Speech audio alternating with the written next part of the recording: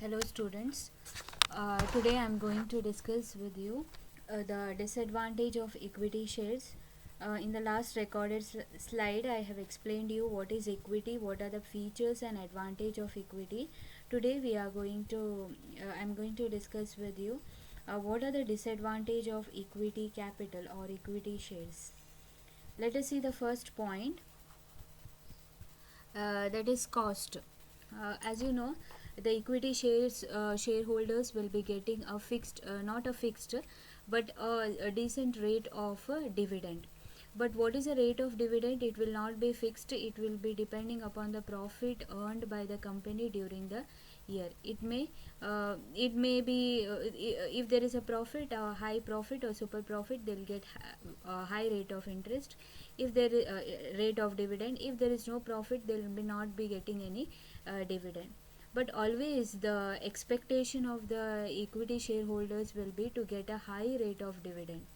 Okay, they are expecting that they should get a very high rate of dividend. Otherwise what happens is they may sell their equity shares and may purchase some other companies equity shares. Usually the rate of dividend given to the equity shareholders will be higher than the interest paid to the debentures. Okay, because they are the risk taker, they are the owners of the company, so they always expect a high rate of dividend, and they expect also compared to the debt financing.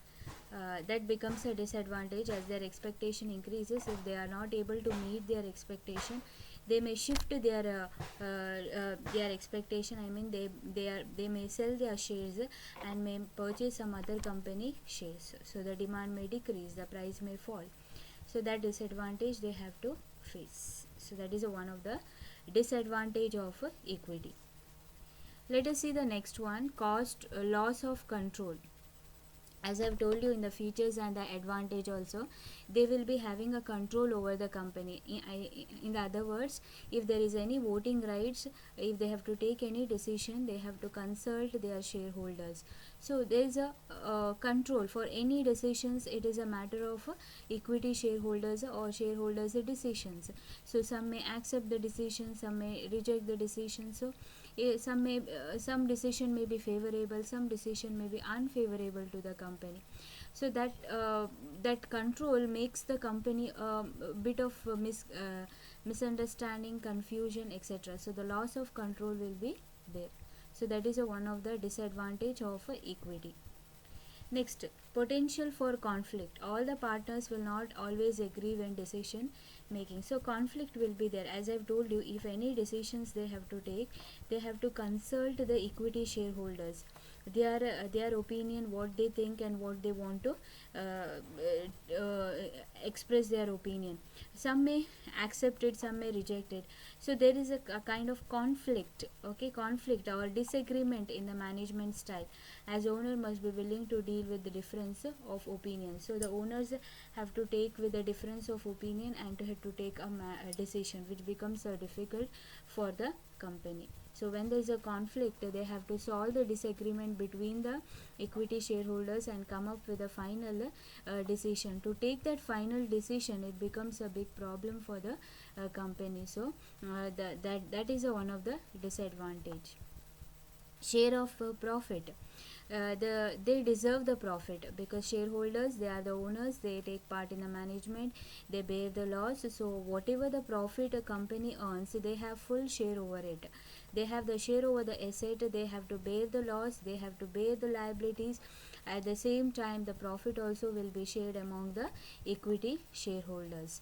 So your investors will accept and deserve a piece of your profit. However, it could be a worthwhile trade-off if you are benefiting from the value they bring as a financial broker of their business, acumen of their experiences. The next disadvantage is flotation cost. Financing through equity is a most difficult way of getting funds to the company.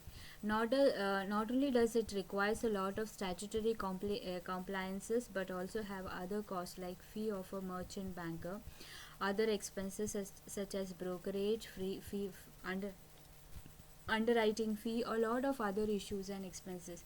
See, the if you go to the issue of equity shares, there is a lot of expenses and lot of process involved. When you go through these all these process, there are a lot of expenses also, as it is mentioned here. It is like a fee of a merchant banker, other expenses like brokerage, underwriters fees, a lot of other expenses also may be incurred.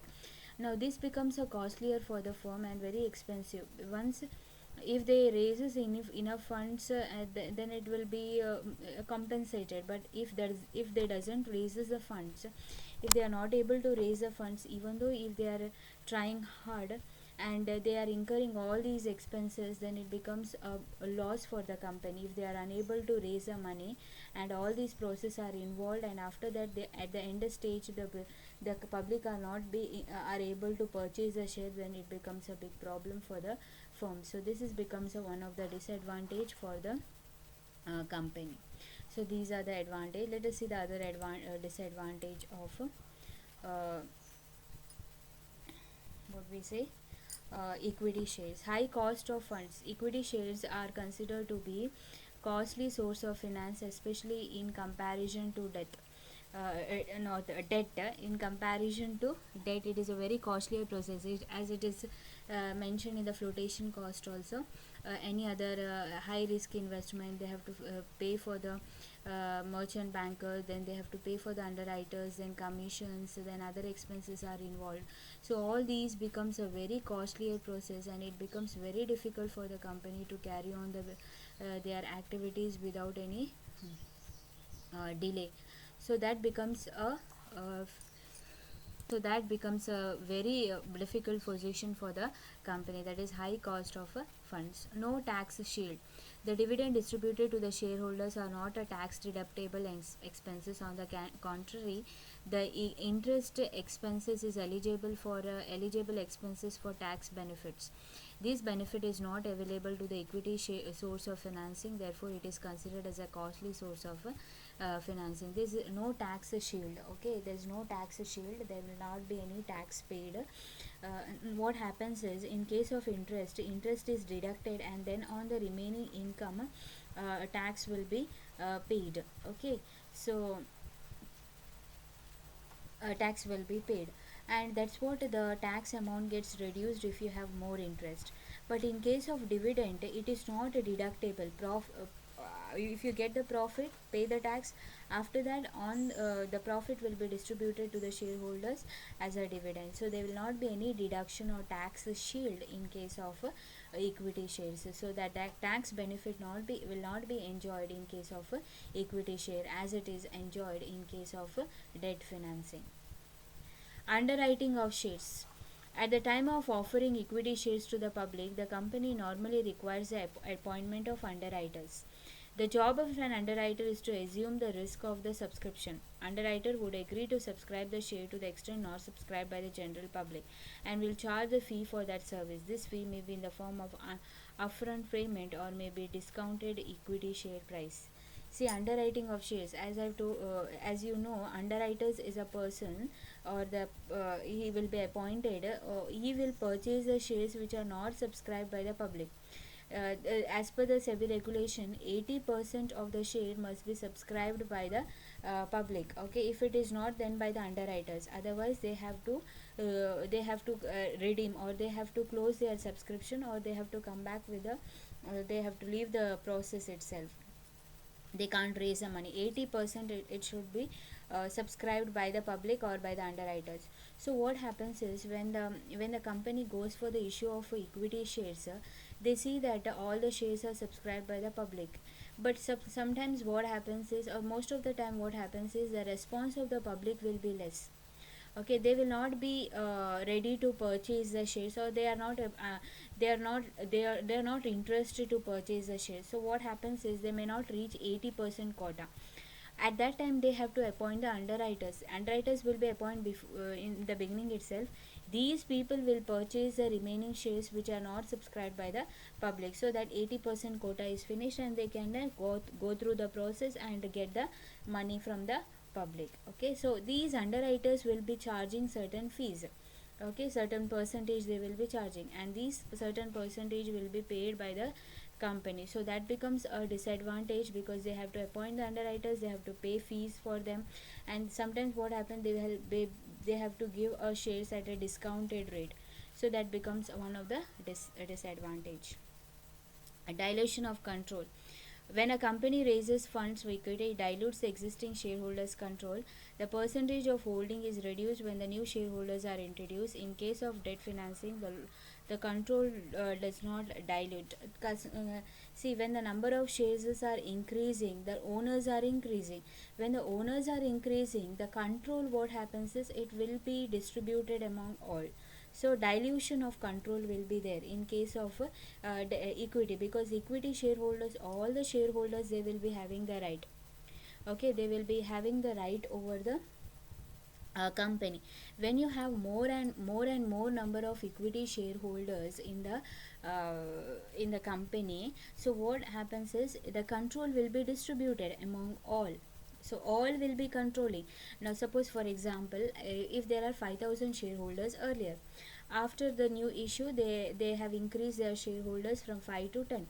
So now the control will be shared by the 10,000 shareholders. So that is what it is called as dilution of a control. But we can't find all those things in the case of debt. They don't have any voting rights, they don't have management, they don't have any control over the company. So these kind of problems will not be there in case of equity shares. Okay. Next we will see no benefit of leverage. Leverage is a benefit accrues to the equity shareholders in the form of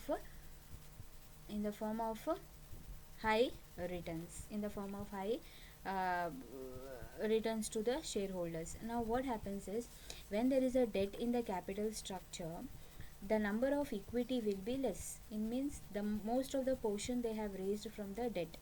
So after payment of a debt interest, the remaining profit will be shared by the few shareholders. Now that is called as a leverage. Okay, when the number of debt is more, the number of equity is less, the equity shareholders will enjoy the benefit of a leverage. Okay, but when the debt is less, equity is more, then the enjoyment will of debt will not be there. Okay, so that is a problem. So that becomes a disadvantage. No benefit of a leverage if they are financing their funds through equity.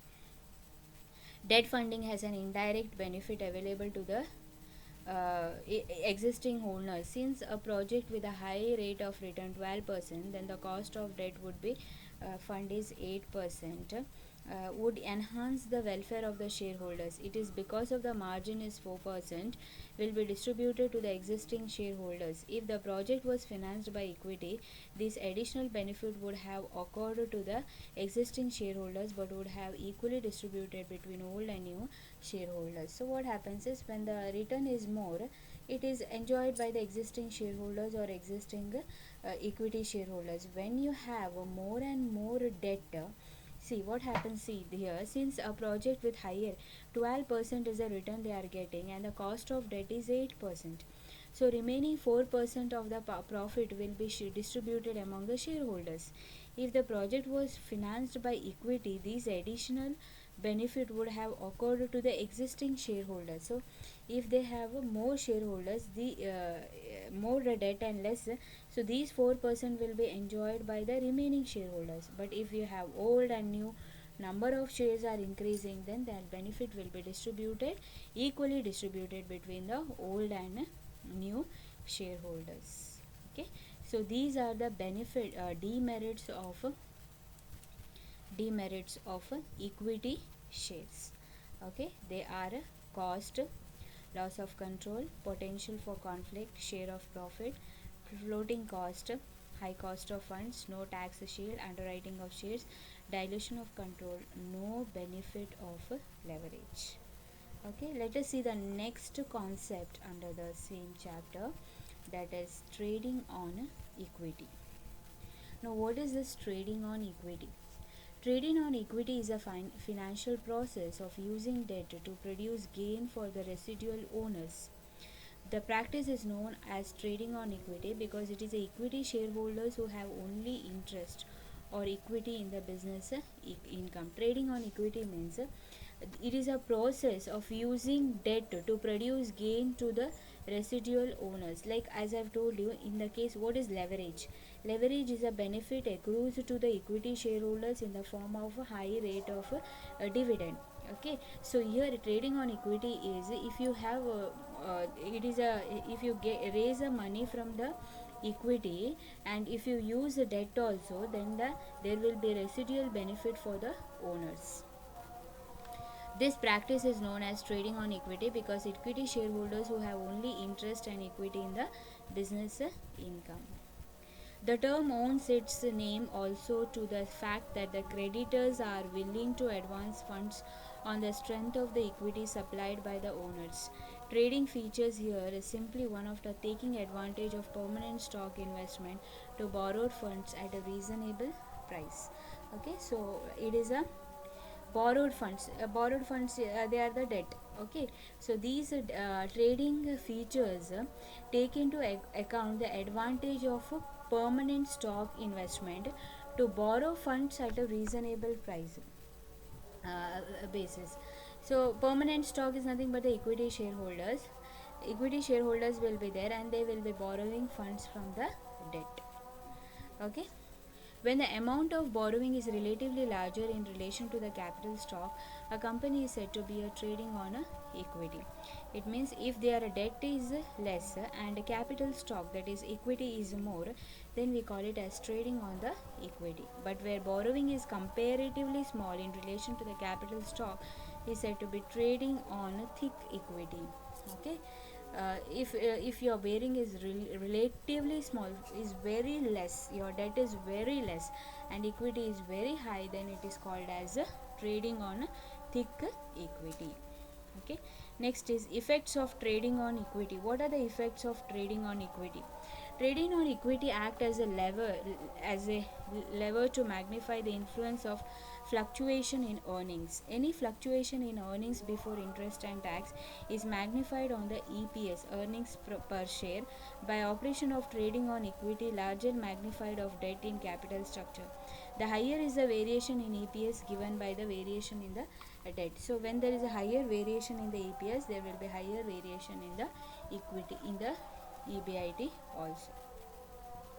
Okay, so these becomes a trading on equity is nothing but your borrowing is less and your equity is more, then we call it as a trading on equity. But if your borrowing is relatively less compared to the capital stock, then it is called as a trading on a thick equity. Trading on a thick equity. Okay, okay. So these today we have I have discussed with you the disadvantage and trading on equity. You have only meaning on trading on equity. What is the meaning? You should know. Only the meaning will be there for you for the exam. What is trading on equity? Thank you.